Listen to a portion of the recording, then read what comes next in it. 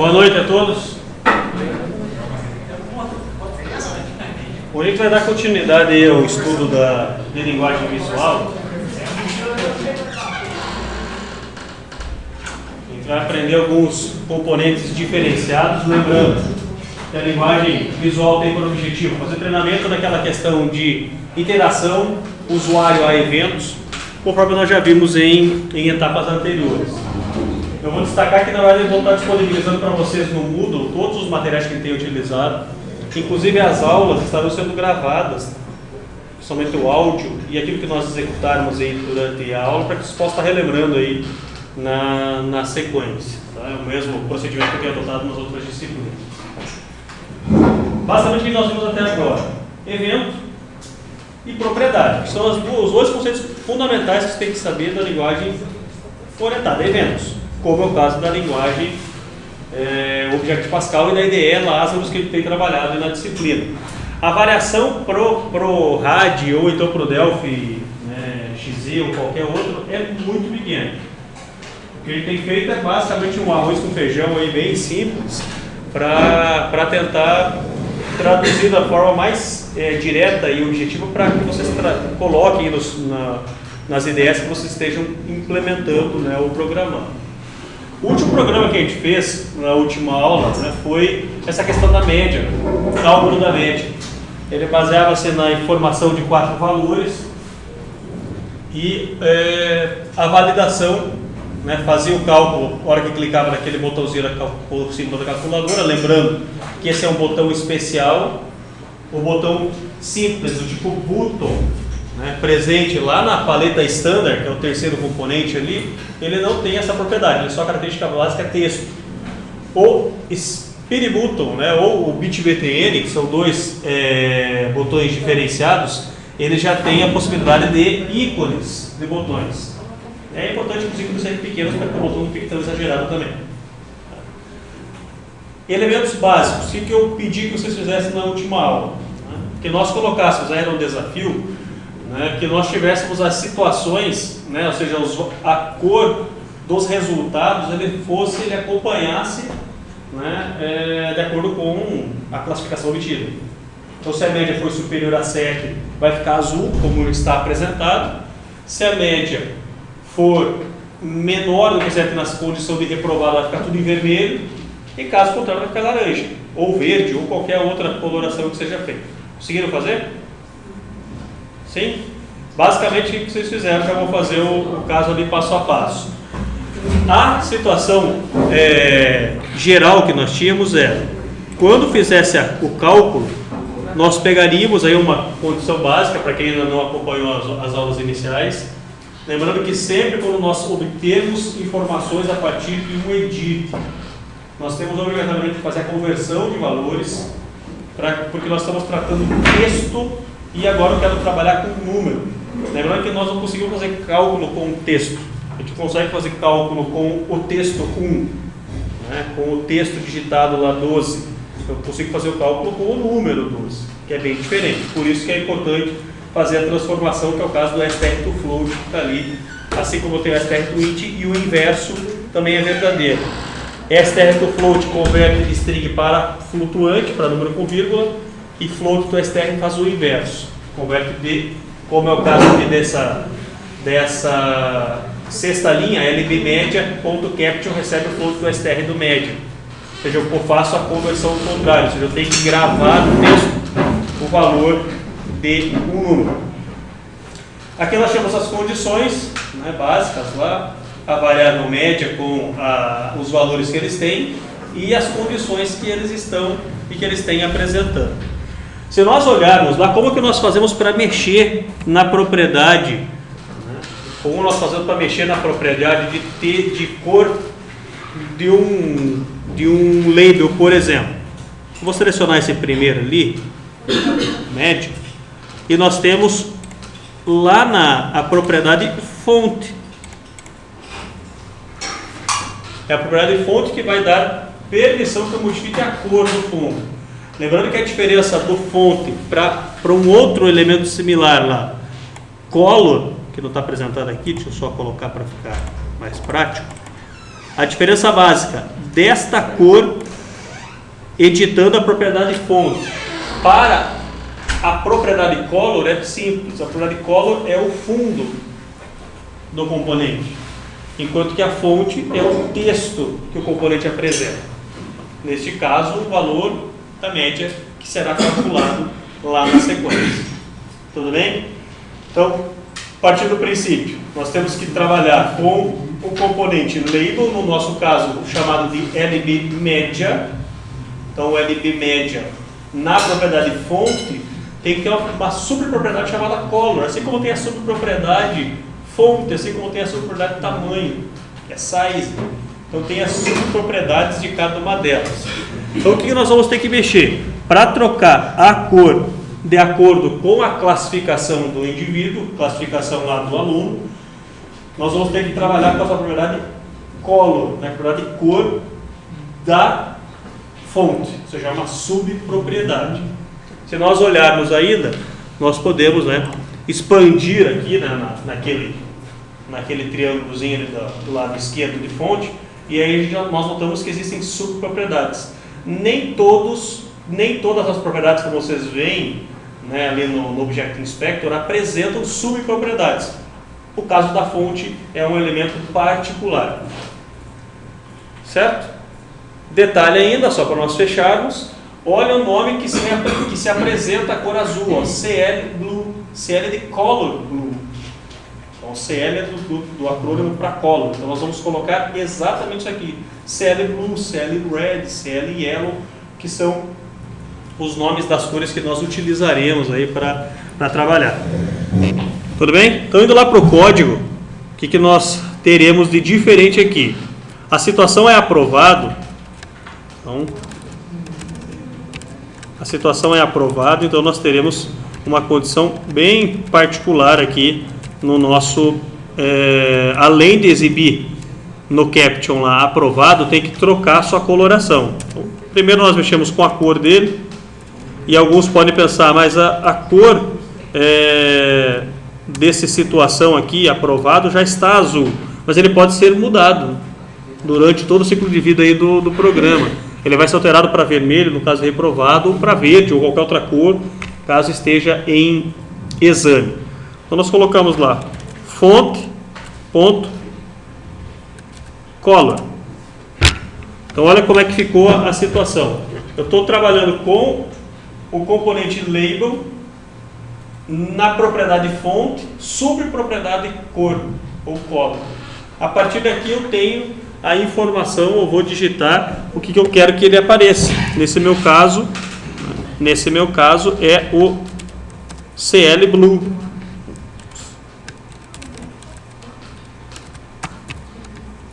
Que é uma coloração básica que eu dei.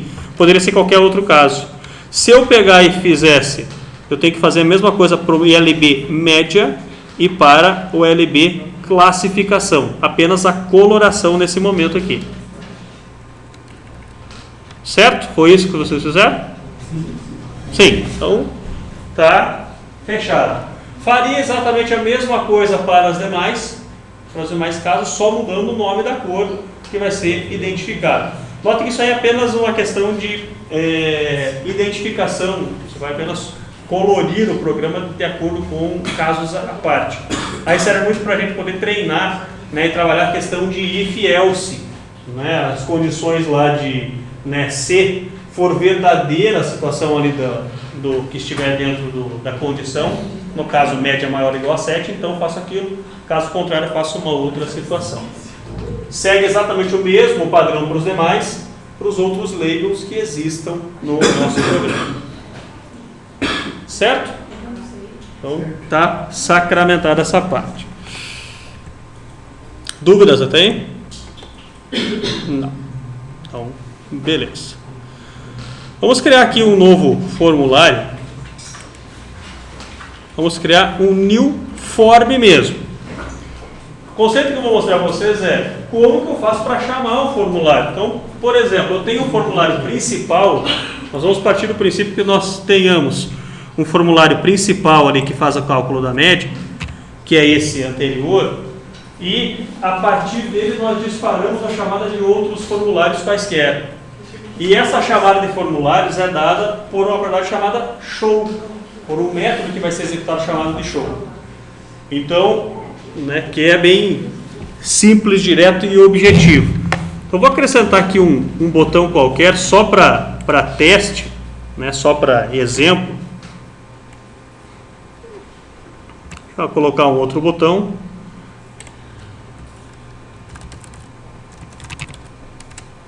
Vou colocar o texto ali, chama form, e dentro desse texto o que eu tenho que fazer? Executar a chamada deste formulário aqui na Unit 2, chamada de form 2, ou o nome que tenha sido dado, o nome que seja, né? O que é importante ser identificado? Vai variar de acordo com o nome que o formulário obrigatoriamente tem que ter. Tá? Então, quando que eu faço essa chamada? Isso vai ser muito comum, você vai ter vários formulários dentro do programa. Não vai ter um formulário único. Né? Existirão N formulários dentro dele. Quem que você chama naquele momento? Aquele que seja mais apropriado ou conveniente. Então, voltando ali para o formulário nosso chamado de principal, que é este caso, só como exemplo, primeira coisa que nós precisamos fazer, indicar este formulário lá. De que maneira? De uma forma mais simples e direta, chamando ele diretamente aqui. Então, 2 cliques no formulário aqui, no botão, 2 cliques no botão e nós temos assim, deixa eu apagar esses outros aqui que não são necessários neste momento. Nós temos lá form2.show modal. O que vai acontecer nesse momento? Quando nós executarmos o programa, ele vai obrigatoriamente fazer uma chamada do novo, claro, quando nós clicarmos lá no botão apropriado. Então, se porventura eu clicar no botão ali, chama form, ele fará a chamada daquele formulário sendo executado.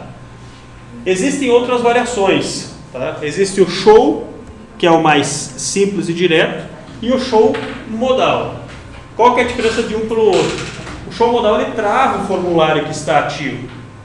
No show ele permite que você abra múltiplos formulários ao mesmo tempo, podendo minimizar, inclusive, você vai se perder no meio deles. O show modal, ele permite assim, você minimiza o formulário, mas ele não perde a atividade. Ou seja, se você, porventura, quer que ele trabalhe aquele formulário e que ele volte para o anterior fechando o que estava ativo, então você força isso através da propriedade show modal. Se, porventura, você permite que no teu programa ele abra vários formulários e mexa tanto quantos ele quiser, o que vai dar uma bagunça enorme, você pode usar a propriedade show simplesmente. Ele é show, vai apenas exibir, apenas carrega. Por isso que é mais indicado que nós usemos este método aqui, né, chamado show modal. Ele vai executar aquela propriedade, aquele procedimento, constrói o formulário e essa construção ela vai ser condicionada. Quando a gente fizer a compilação aqui do formulário, do programa como um todo, muito bom, né? Ele chamou lá o formulário 1, que existia anteriormente, né, no projeto anterior. Então, primeiro vamos mexer aqui na opção do projeto.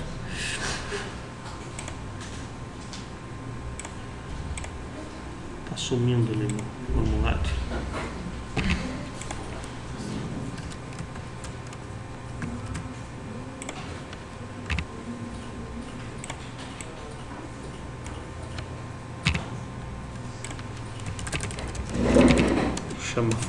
Ele estava direcionando para um outro formulário qualquer. Chama form 2, executa. Notemos o seguinte caso: o form 2 ele não está declarado dentro do meu programa. Ele não reconhece isso daqui. Quando eu faço a compilação dele, o que ele vai dizer? Que esse formulário não existe. Eu nunca ouvi falar, por mais que eu tenha adicionado agora. Por mais que ele esteja indicado aqui. Como que eu sei que ele existe? Se eu vir em Project Options, na parte de Forms, ele mostra para mim os dois formulários que existem dentro do programa.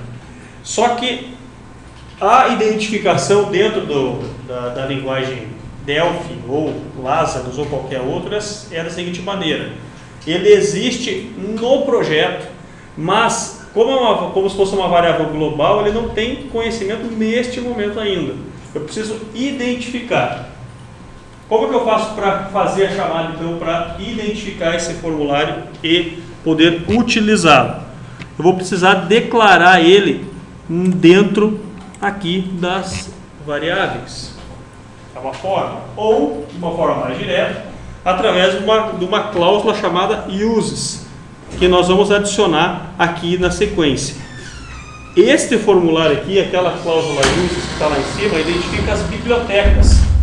Essa cláusula que nós temos aqui identificada, uses, classes, sys, utils e tantos outros, são as bibliotecas utilizadas pelo próprio programa, como um todo. Se eu pegar e analisar, é o equivalente ao include lá da linguagem C. Mesma coisa que o include da linguagem C. Então, como que eu faço agora para fazer essa chamada então do formulário 2? Alguém tem uma ideia? Como que eu adiciono? Como que eu faço para que eu forme aqui esse meu botão, ele comece a reconhecer aquele formulário que está dentro do projeto? Onde que eu indico? O que eu tenho que fazer? Tem que dar um use. Oi? Use. De que forma que a gente faz ele lá? Em cima ali embaixo do implementation, professor. Pode? Então de que forma que ficaria? Use. Aí embaixo. Uses. Uses. Vamos lá. Uses, o que mais? Form 2. Form 2. Ponto e vírgula? Isso. Isso? Então, vamos lá continuar. O unit 2. Form unit.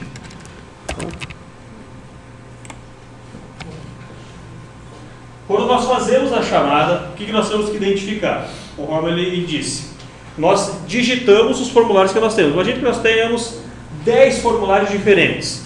E de um eu disparo a chamada para os outros 9. O que eu vou ter que fazer? Conforme estava lá, eu vou retornar ali o código. Conforme nós temos aqui no código anterior, eu identifico através de uma cláusula uses. Traçando um paralelo com o que tem lá no início da declaração deste código, o que eu tenho indicado aqui inicialmente logo abaixo da interface? As bibliotecas ou conjunto de classes que o meu programa pode utilizar. Ali estão, por exemplo, bibliotecas para uso de relógio, biblioteca para uso de gráfico, biblioteca para uso dos botões, labels e tantos outros elementos gráficos ou não que fazem parte do meu programa. Como eu falei, similar ao include lá da linguagem C. Quando eu coloco lá embaixo, logo abaixo do implementation, o uses, novamente, eu faço uma repetição, eu estou agora nesta parte do programa, logo abaixo do implementation, como um elemento obrigatório, identificando quais são os elementos externos ou formulários. E eu identifico de uma forma bem particular, com o nome da unit. O que é unit? É o código-fonte. O formulário tem uma extensão chamada DFM, isso eu acabei não comentando com vocês anteriormente. Mas o form, ele vai ter uma extensão diferente. Delphi Form ou DFM. E quanto que o unit é o ponto .pass, é o arquivo Object Pascal, é o arquivo código básico. Igual na linguagem C, tem a extensão C, né, dos arquivos que são criados. Aqui você identifica no uses não o nome do form, mas sim o nome da unit. A chamada pelo nome do form se dará a partir desse momento. Então, em outras palavras, o que nós estamos fazendo é dizendo para a unit 1 deste formulário principal. A partir de agora você passa a conhecer o formulário 2, o formulário 3, indicando uma unit 3 se ela existisse, uma unit 4 com o formulário 4 e assim por diante. Realizaram o teste aí no programa? Quando nós clicarmos aqui no chama form, ele chamou o form 2 que estava criado, que poderia ter mensagem, poderia ter botões, poderia ter uma série de outras coisas. Então a chamada é indicada pela cláusula uses. No Delphi até tem uma forma mais direta para ser feito, né? Clica no file use unit, né? Ele adiciona a unit de uma forma mais direta. Mas é muito mais para pegar e digitar ali. O problema é só saber o nome, né, dela apropriado. Então assim a chamada de formulário. Esse form 2 poderia fazer a chamada do form 3. Para que eu possa chamar um form 3 aqui no form 2, o que eu tenho que fazer? Mesma coisa. Vem aqui no unit 2, baixo de implementation, defino lá o uses, o nome da unit que eu quero chamar. Então, é uma situação similar. Criei uma unit 3, um novo formulário e assim por diante para cada um deles. Tudo bem? Nenhum segredo. Qual a diferença do show modal para o show, que eu acabei não mostrando? Ambos vão fazer a chamada do formulário, vão apresentar o formulário. A diferença é que no show modal eu travo, eu crio uma obrigatoriedade de fechar o formulário que está ativo para passar para o que fez a chamada anterior.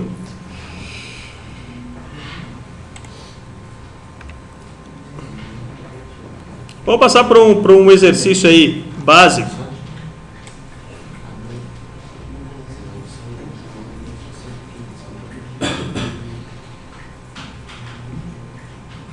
O exercício vai ter basicamente isso daqui, ó. Passar para um caso mais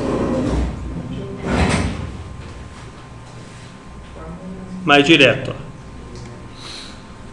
Eu gostaria que vocês criassem um formulário similar a esse que está apresentado, onde nós teremos esse componente chamado radio group.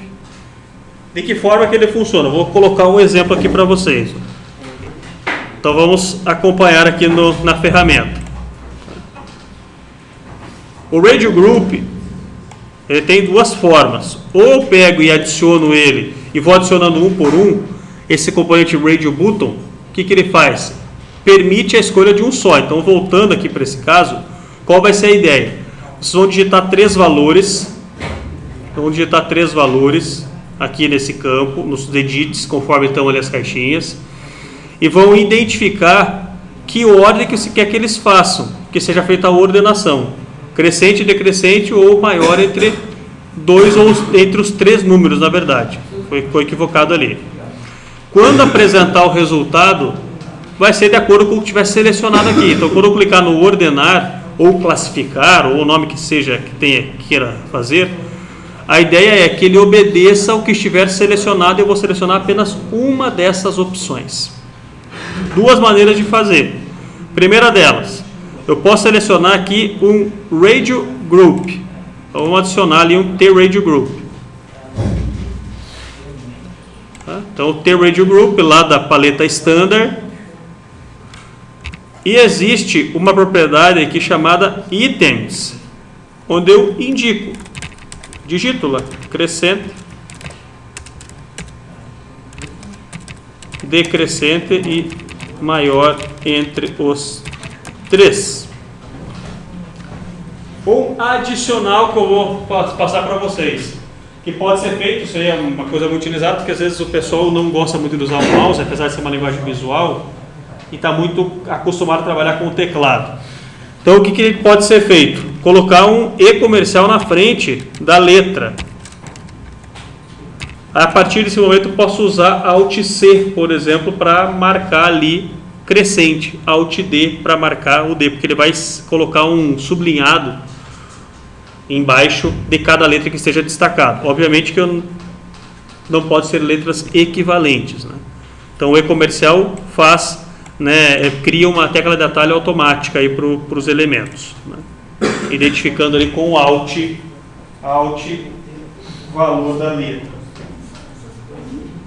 Então construam aí uma outra coisa adicionalmente. Como que faz para mudar o valor daquele texto ali, Radio Group 1? Propriedade Caption. Classificação, por exemplo, vai ser o texto.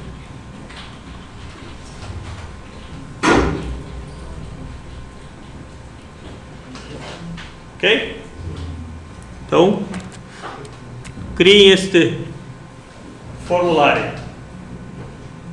São 3 campos do tipo label, são 3 edits Este campo aqui, resultado, é um campo do tipo memorando. É um campo do tipo memo. Ele recebe várias linhas. Eu vou mostrar para vocês como que vocês trabalham e manipulam com ele. É propriedade itens.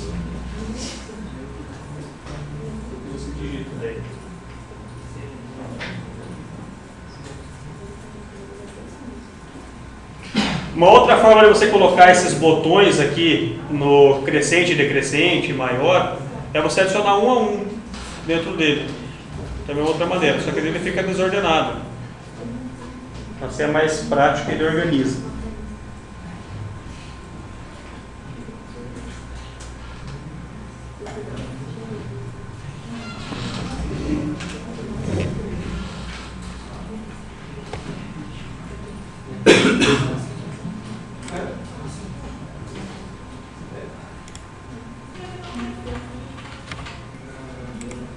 Vamos lá então. Feito o formulário, vou ensinar uma outra situação para vocês. Nós adicionamos aqui nesse elemento chamado classificação, crescente, decrescente maior entre os três, chamado de radio group. Como que eu trabalho com esse elemento? Porque se eu adicionasse individualmente os radio buttons, eu identificaria um a um. Tem uma propriedade chamada checked, que eu conseguiria ver se ele estava marcado ou não. Neste elemento, num grupo que eu adicionei através de itens, eu não tenho essa possibilidade do checker.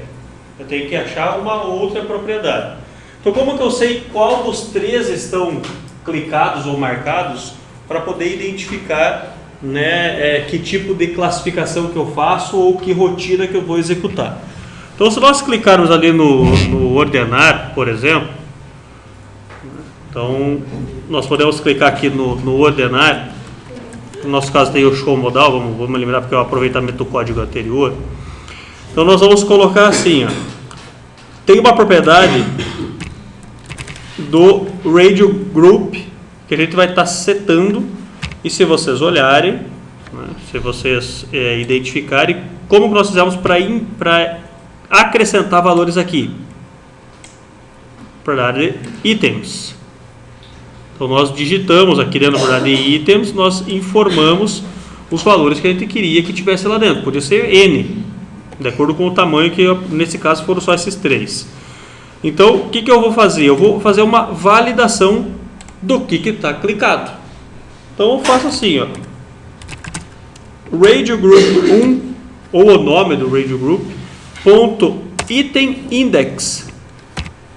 E a indexação, ela segue igual a indexação de vetor lá na linguagem C. 0 para o primeiro.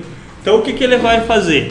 Ele vai olhar aqui no programa e vai indicar o seguinte: o crescente é o índice 0. O decrescente é o índice N-1, no caso o índice 2. Para esse caso hipotético aqui. Então nós vamos ver, está clicado no índice 0, está posicionado? Então eu vou executar a operação X. Está posicionado na operação no item index 1, então ele faz uma outra operação. Então a pergunta ali no if é, e só como exemplo para vocês, eu vou colocar um show message. Eu vou colocar um show message aqui.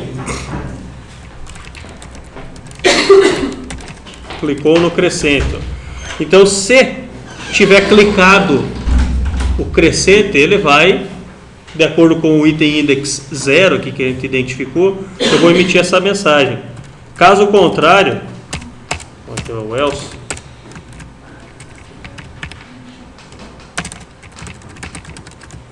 se for 1, eu faço o outro caso, clicou no decrescente, porque daí é a segunda posição, né? É o 1.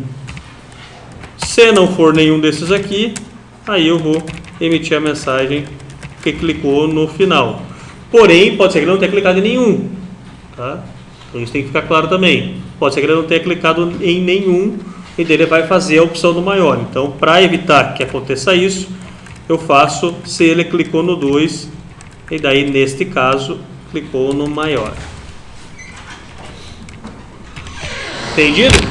Então a propriedade do radio group item index identifica qual deles que está selecionado.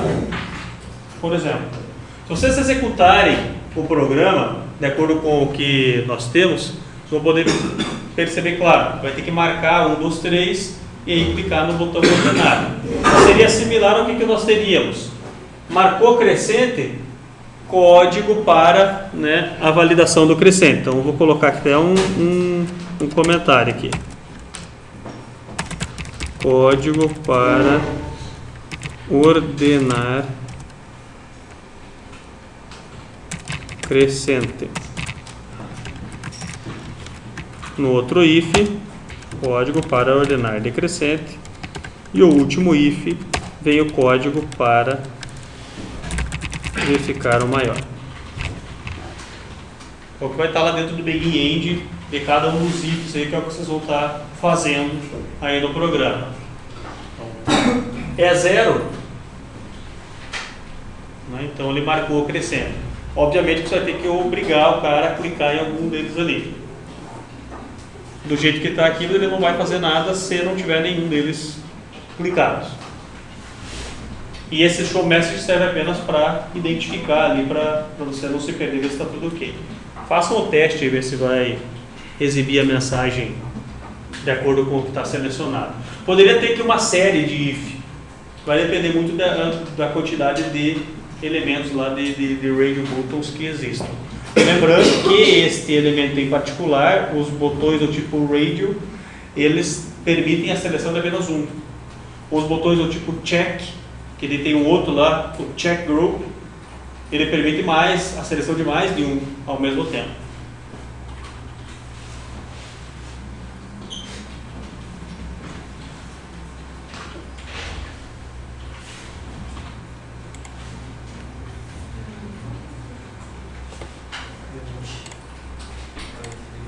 Então nós selecionando ali, por exemplo, o decrescente e clicando no ordenar, ele vai identificar, ou seja, executaria, né, a operação lá do decrescente.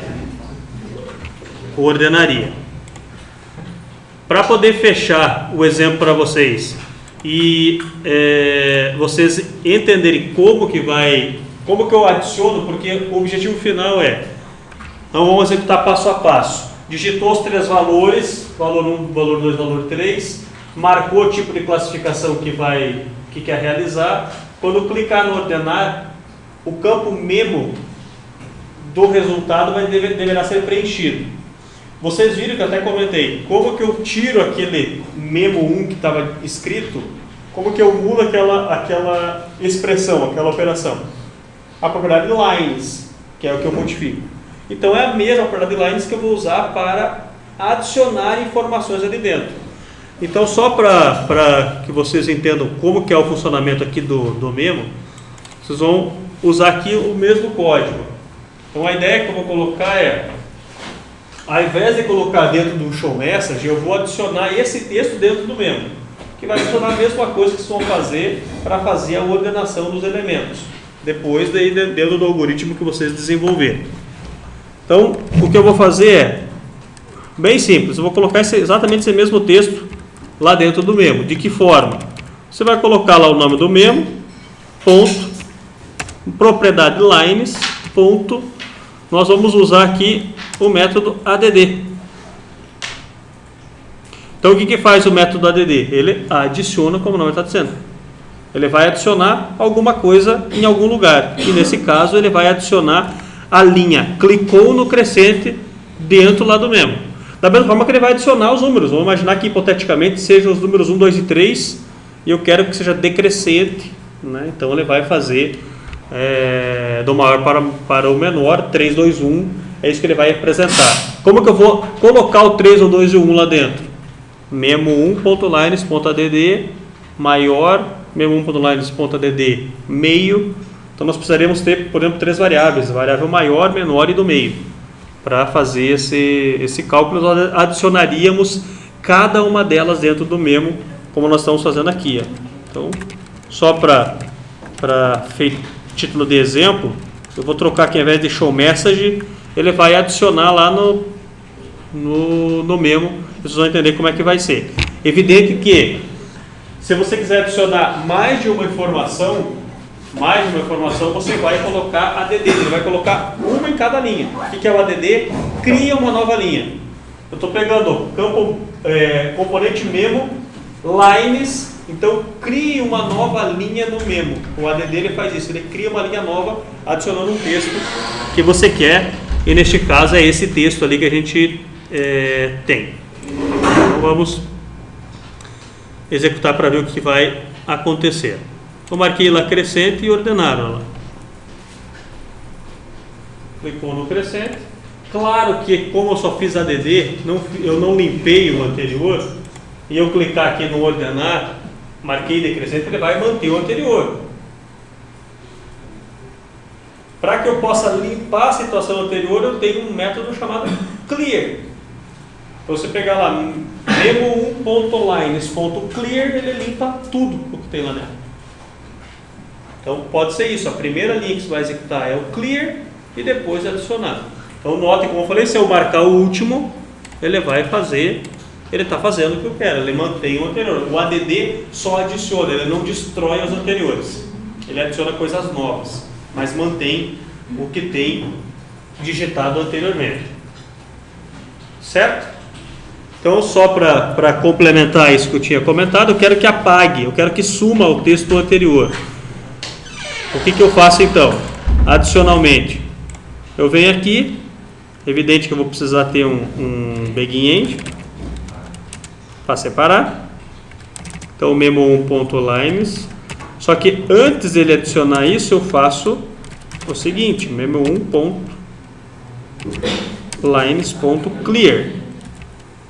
Ele apaga tudo que já tem e aí adiciona o clicou no crescente, assim como ele fará nos demais elementos.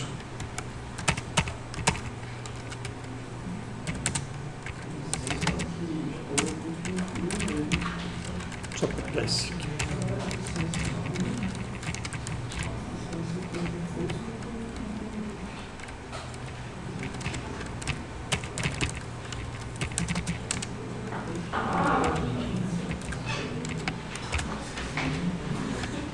Então, adicionando esse código ali em cada um deles, a primeira coisa que ele faz é limpar o memo e depois adicionar. Poderia ter vários ADDs ali, né, como eu achar apropriado. Poderia ser assim, ó, só para vocês entenderem de uma forma mais prática como que funciona o ADD. Apesar de eu já ter feito isso aí, podia ter assim, ó.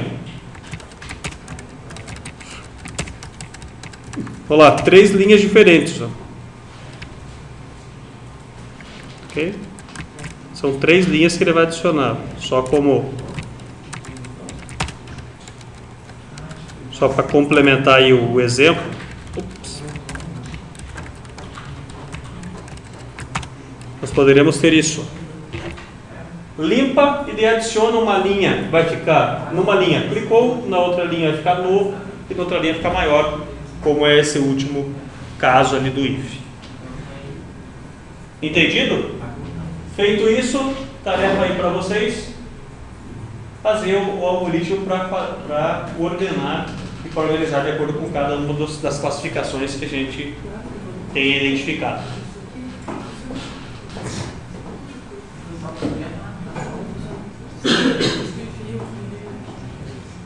Se nós executarmos só para fechar essa parte, né? E marcar ali crescente, ele faz a adição, que seria similar ao que nós faríamos com os valores digitados lá, o valor que for digitado nos números 1, 2 e 3, que ele fará a ordenação. Se eu marcar um outro lá, o maior entre os 3, por exemplo, e ordenar, ele faz a substituição, ele limpa e adiciona textos novos.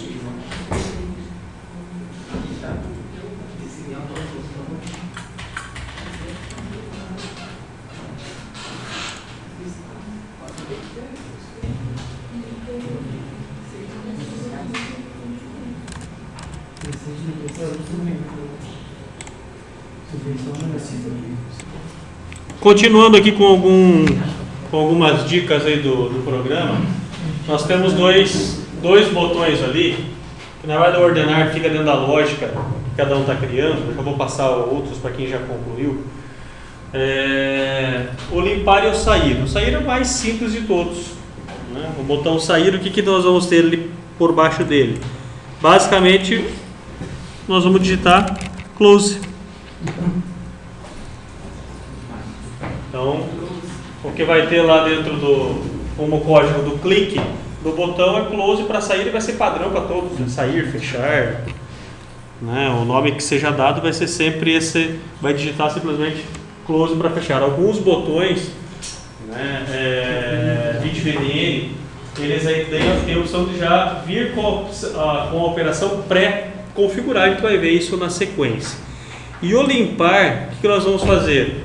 Nós vamos aplicar a seguinte situação: quando eu clicar neste botão, eu quero que apague tudo o que exista digitado nos edits e no campo memo. Então, nós fazemos da seguinte forma: a gente já viu que o método clear lá do edit, ele serve para fazer a limpeza do valor que está lá. Então vamos aproveitar aquilo que está lá, ó. memo1.lines.clear. Ele vai fazer a limpeza do valor que está digitado no memorando. Se eu fizer edit1.clear, mesma coisa. Faço a mesma coisa para o edit2 e faço a mesma coisa para o edit3.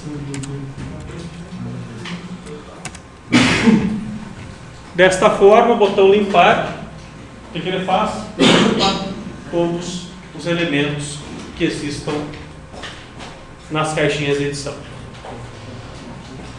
Claro que existem códigos, a gente vai estar aprimorando a medida à medida do andar da disciplina, que eu vou mostrar para vocês como que a gente otimiza. Vamos imaginar a seguinte situação: eu tenho um formulário com 50 caixas de edição. Edit1.clear, edit2.clear, edit3.clear. Tem como pegar e fazer a limpeza de todos eles sem ficar fazendo um por um? Tem. No momento oportuno eu vou estar mostrando para vocês. Antes de vocês concluírem o código, tem uma situação básica. E se porventura o usuário digitar uma letra ali no lugar do número? Já pararam para pensar? Aí vai dar zica, né? Para evitar que isso aconteça, para não deixar que o usuário digite a letra, eu vou dar já uma pequena dica. É um pedaço de código que ele vai ter que colocar.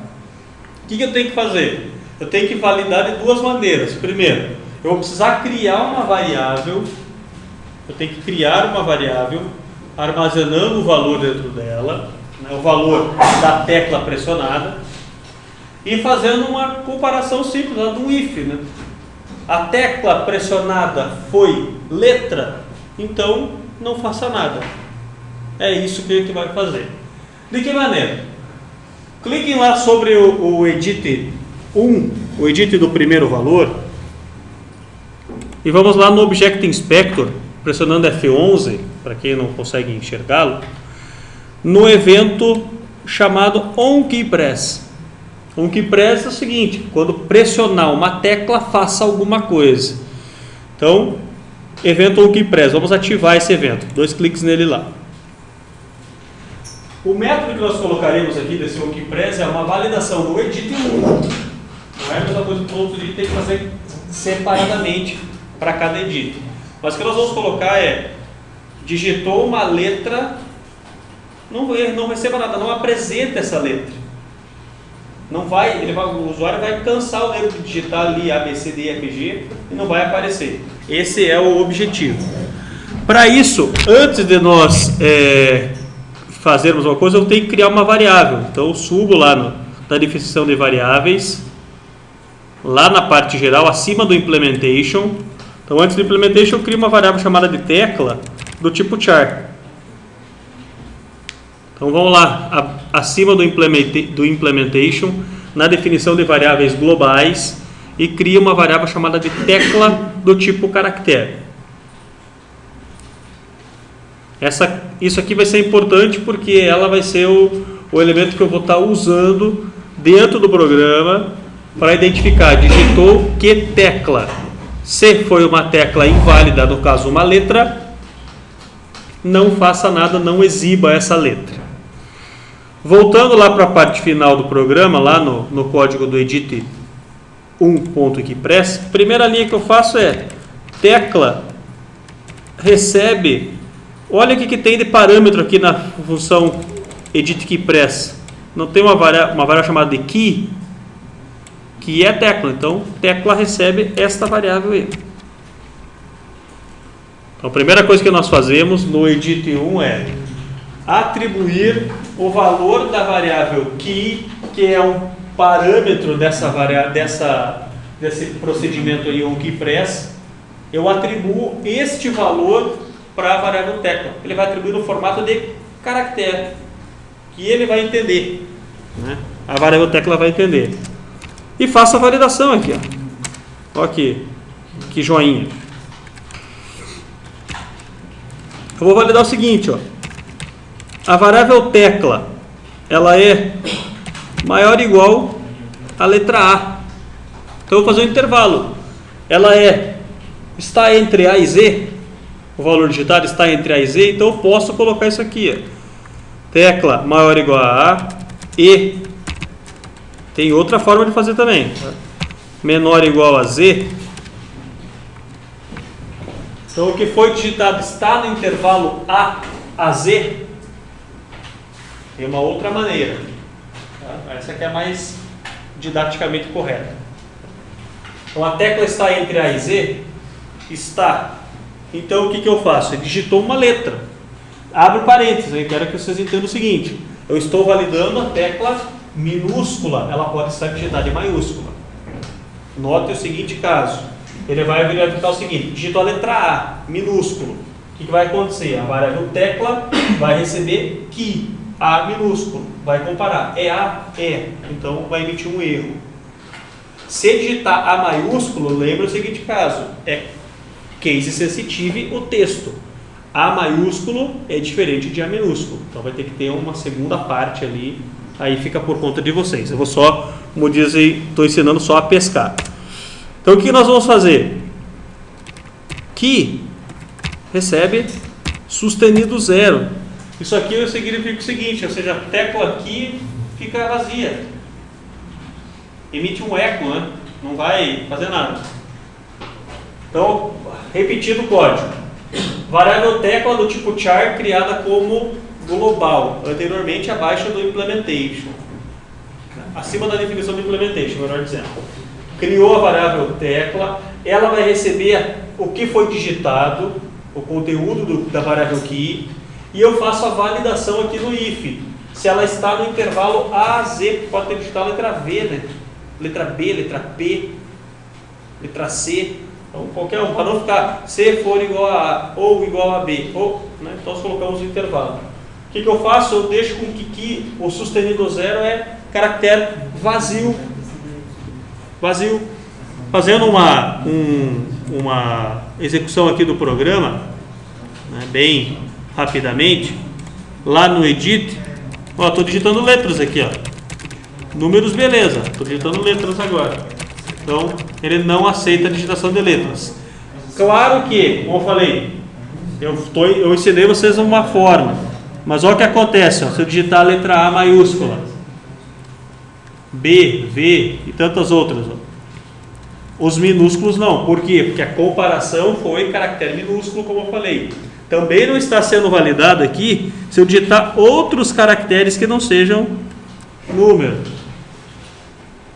Então vocês podem fazer uma coisa diferente. O que vocês podem melhorar o código? Para evitar que entre... que entrou lixo ali, ó. Quem for ver. Como que eu faço para mudar esse código de forma a otimizá-lo e melhorar? Isso, faço o inverso. Verifico, está entre 0 a 9, eu faço o inverso. Não pergunto se está letra, pergunto se é número. É diferente de número. Eu pergunto, é diferente de um número 0 até 9? É diferente, então receba, né, o caractere vazio. Então ao invés de perguntar se é letra, ele vai validar só o número. Entendido? Então esse é o código que vocês vão usar para tudo quanto é lugar que vocês precisarem aí de validações do texto digitado. Às vezes eu não quero que entre número. ou eu não quero que entre parênteses, eu não quero que seja digitado o caractere igual. Então, a validação é feita dessa forma aqui. E se você quer que ele não exiba, se você não quer que ele exiba o valor, é só colocar aqui recebendo o sustenido zero, que equivale a um caractere vazio, ou como se não tivesse digitado nada. Beleza? É outra dica. Para quem já conseguiu concluir essa primeira fase aí de exercícios,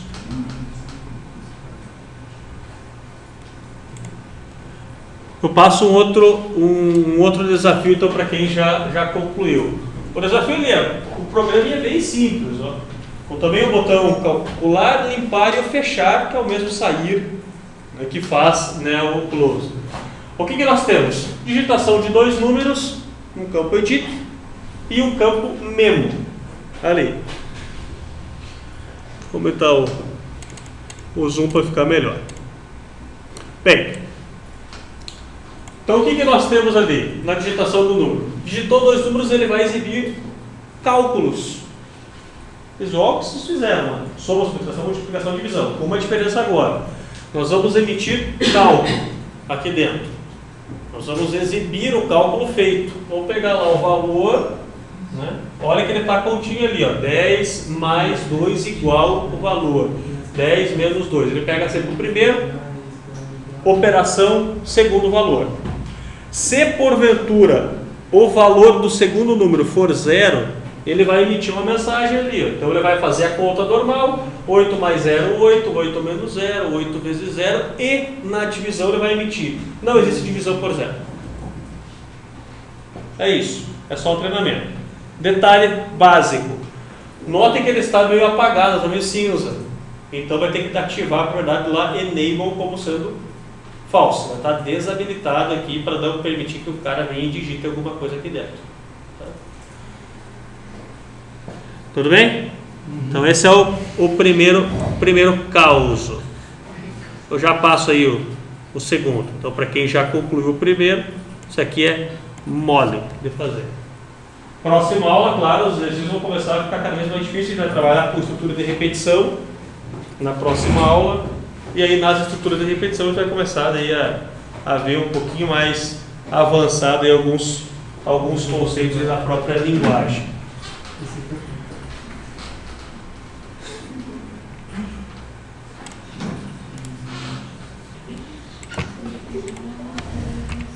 Para ficar mais organizados os códigos, o que vocês podem estar fazendo também? Da mesma maneira que vocês criaram lá na linguagem C, a estrutura de procedimentos, isolando ou separando os códigos de uma maneira que fique mais organizado, mais simples de compreender, né, mais direto. E a definição de procedimentos, como a gente vai perceber daqui a pouco aqui em Delphi, ele não é muito diferente da definição que vocês tinham lá na linguagem. Detalhe, não precisa ficar passando parâmetro nesse momento. Eu vou mostrar a criação de um procedimento de uma forma mais direta e simples possível. Primeiro passo para criar o procedimento. Para que os procedimentos eles possam ser visíveis por todos os demais, nós adicionamos os procedimentos como primeira definição, logo abaixo do uses ou logo abaixo da primeira cláusula. Então você pega o primeiro procedimento criado, que você existe, a primeira linha do procedimento, e adiciona, né, uma nova linha com o termo procedure na frente dele. Então, procedure, por exemplo, ordena crescente, abre e fecha parênteses, ponto e vírgula. Vem a definição do BEGIN-END, e basicamente é isso. Logo dentro desse BEGIN-END vem o código inteiro. A partir desse momento, o que acontece? Basta que eu chame a execução desse procedimento criado. Poderiam existir parâmetros dentro dos parênteses, que seriam os valores. Mas como os edits eles são do tipo inteiro, automaticamente são valores globais, melhor dizendo, não precisa você definir variáveis e passar parâmetros para ele. Você pode fazer de uma forma diferenciada. Então, ordena crescente, vou colocar só como um exemplo aqui de chamada, que daí iria o código que vocês vão criar.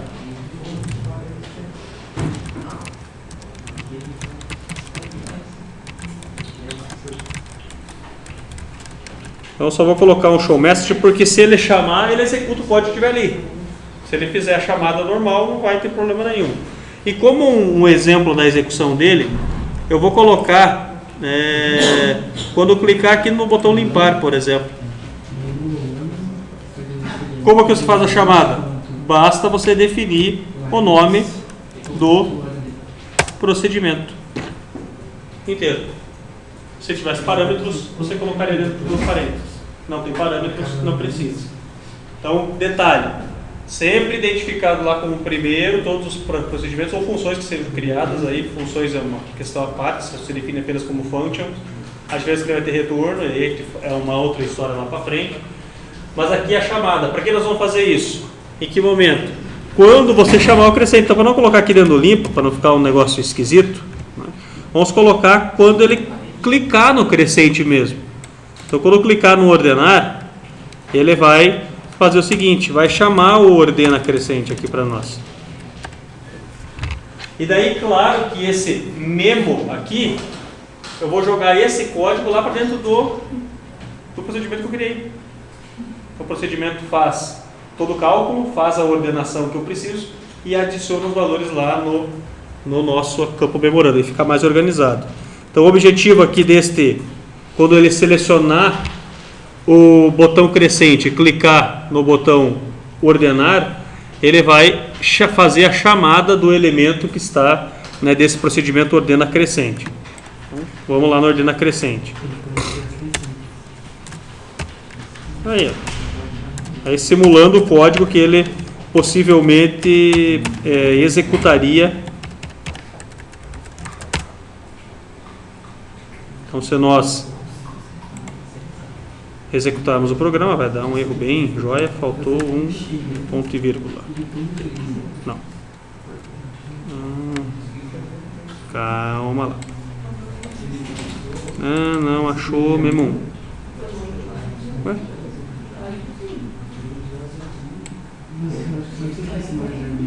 Memo 1.lines, memo 1.lines. Vamos defini-lo aqui acima.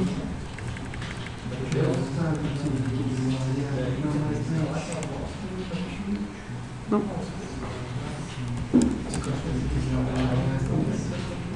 Seja crescente.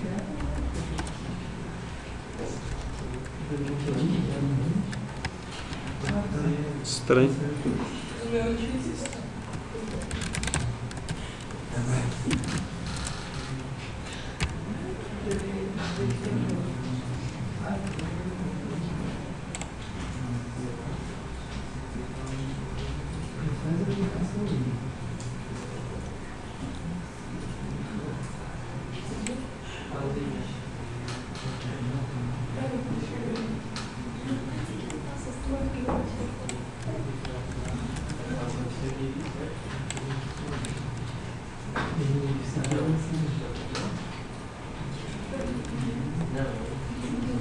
Estranho.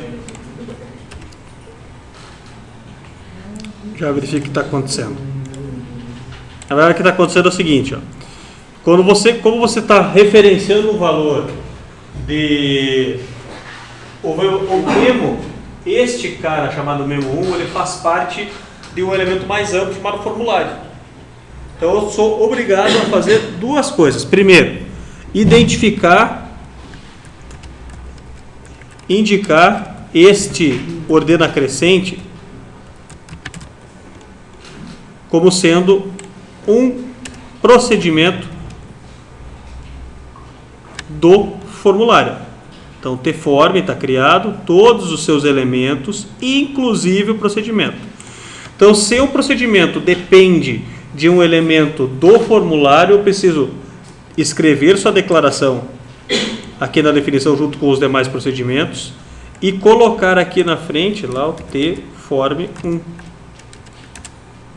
Ponto, aí o nome dele lá, ordena crescente. Quando nós formos compilar, ele vai fazer a chamada diferente aqui daí.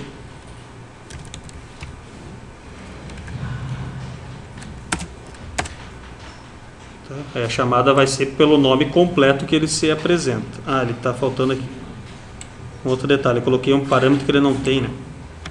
Tira o parâmetro aqui, sender. Não existe isso. Aqui, bom. Tem mais uma outra coisa ainda aqui. E daí, basicamente, como ele faz parte de todo o projeto, basta chamar. Então, basicamente, se eu preciso utilizar componentes que fazem parte de um formulário, eu vou precisar identificar o nome do formulário à frente do nome do procedimento que eu criei e indicá-lo também dentro do escopo do formulário. O que isso significa? O seu nome deverá estar presente junto com os demais procedimentos. Se ele for um procedimento isolado, que apenas trabalhe com variáveis, isso daqui é dispensável, você não precisa identificá-lo dentro dos demais procedimentos do programa. Basta que você faça a definição normal, sem essa declaração de presença de formulário, porque ele trabalha só com variáveis, né? Então isso aí é irrelevante. E a chamada dele, aí a chamada é normal. Então se nós fizermos agora a compilação e execução e marcar o crescente, ele faz a chamada do procedimento e faz aquilo que estava programado. Então aí sim eu tenho acesso a campo memorando, eu tenho acesso ao campo edit, eu vou ter acesso a todos os componentes que estejam gravados no próprio edit. Então foi um detalhe bem simples. Então precisa de componentes que sejam no formulário, tem que referenciar na definição do procedimento. Se não precisar, aí não será necessário, não será obrigatório.